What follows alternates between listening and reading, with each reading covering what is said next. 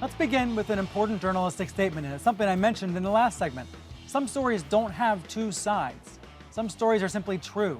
There's no necessity to give equal time to the quote-unquote other side. One of these is climate change. Depending on which study or which expert you consult, between 95 and 97% of scientists agree that climate change is happening now, that it's damaging the planet, and that it's man-made. That seems pretty definitive, right? So why does television news too often feel compelled to stage debates between those who represent the 97% and those who represent the fringe? Case in point is last week's Meet the Press. David Gregory interviewed Bill Nye the Science Guy, who, by the way, is not technically a scientist, and Congresswoman Marsha Blackburn. She's a conservative climate skeptic with no particular expertise in this subject. Whatever Meet the Press was trying to accomplish, I don't think they did it. Joining me to talk about this and the issue of climate change coverage more broadly, Michio Kaku, the famed theoretical physicist. He's a CBS News contributor, the author of many books. The next one is titled The Future of the Mind, out next week. And Jack Merkinson, a senior editor at the Huffington Post who covers the media world. He wrote a column titled Meet the Press shows us exactly how not to cover climate change. Dr. Kaku, you're the expert here. Tell us before we go any further, how definitive is the evidence? Is there any room for debate? Climate change is the 800-pound gorilla in the living room that the media dances around. But in the scientific community, it's a settled question. 95% of scientists believe that it's happening. With 100% confidence, temperatures are rising.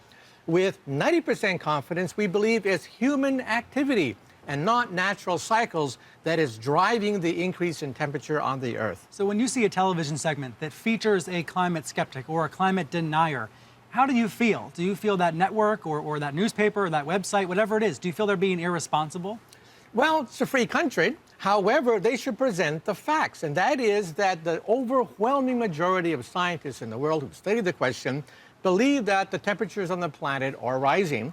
And if there are skeptics, let them present their computer program so that we can pick it apart. Let us understand this, because science is testable, reproducible, and falsifiable. And you don't see people who are skeptics presenting those programs, I presenting see those them models. Giving no numerical results. We present our computer programs, they're testable, falsifiable. They present, unfortunately, mainly ideology, that they're looking at a scientific question through an ideological litmus test, which I think is not responsible journalism. Before we get into Meet the Press in particular, Jack, what do you make of the amount of coverage of climate change in general? Because oftentimes I read on sites like yours and others complaints about the lack of climate change coverage in the press. Yeah, there is a lack of coverage in the press, by and large, especially on television. Media Matters, just a few weeks ago, did a big study looking at all of the broadcast news coverage of climate change. They found that on the Sunday shows in all of 2013, there was 27 minutes total combined on the big four shows on NBC, CBS, ABC, and Fox about climate change. One show in particular, Meet the Press, did no coverage at all. Face the Nation on CBS had the most. The broadcast evening news shows covered it more, probably because they do a lot more coverage of extreme weather events. And so when you talk about extreme weather, often you find yourself talking about climate change. But by and large, we're talking about a huge issue that's really undercovered on our major outlets. So we would think, as we had last week, 3 of those Sunday shows covering the topic, you'd think that would be a good thing. Right. But you said it wasn't. Why is that? Well, I really focused on Meet the Press. Face the Nation and This Week also did coverage, but theirs was better. Face the Nation's was especially good. But really what those two shows did that Meet the Press didn't do was they talked to scientists. They both talked to either climate scientists or meteorologists. Meet the Press had a debate, which the other two shows really didn't in the same way, about whether climate change is happening. Even though the host, David Gregory, started out by saying that he didn't want to have a debate, he'd still brought on someone who denied that climate change was happening in the first place. Right, he said he wanted to talk about the policy. He said he Right. wanted to get beyond whether it's happening or not. But by having a skeptic on, they seem to get muddled in these issues that have been debated endlessly. Right, and you know, it makes a lot of sense that if you don't want to have a debate about the facts, you don't bring on people whose primary focus in the segment is going to be to debate the facts about whether climate change exists or not. And so it was really Why do you think disappointing to shows are see compelled to do this? Why do you think journalists in general are compelled to find this quote-unquote other side to create what a lot of people would call false balance on a topic like this? Well, I think these shows,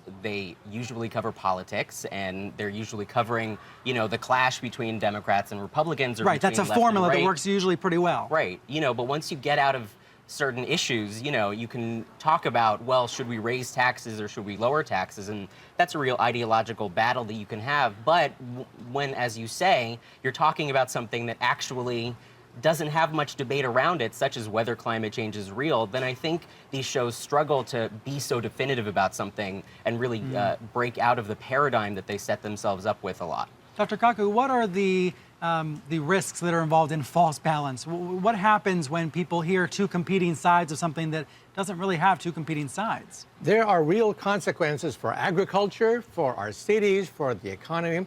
I travel in Europe a lot. You mean because people come away with confusion about the issue? They don't plan for the future. In Europe, it's a settled question.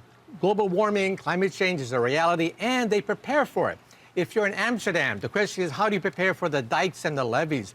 If you're in Venice, what happens if Venice goes underwater? If you're in Switzerland, what's going to happen to the tourist industry?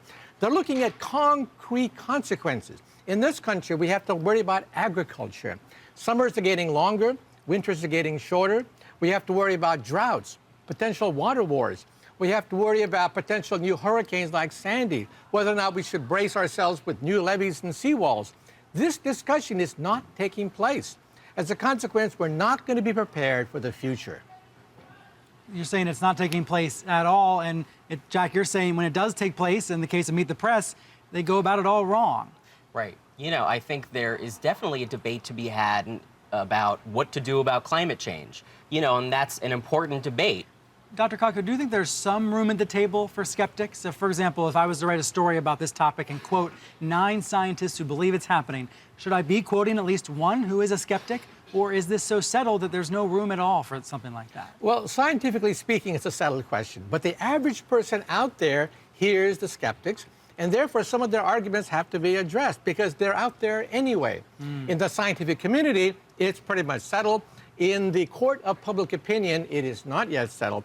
So it's good to present the balance, but you have to say that with 95% of the scientific community behind this theory, it has more weight than another theory. And language matters here so much. Do you think the term global warming is one that reporters and anchors should avoid using because it conjures up the idea just of the climate getting warmer as opposed to the idea of extremes? That's right. Global warming is actually a misnomer. It should be global extremes and global swings, because as you add more energy into the atmosphere, it sloshes around. Energy doesn't simply uniformly warm up the planet.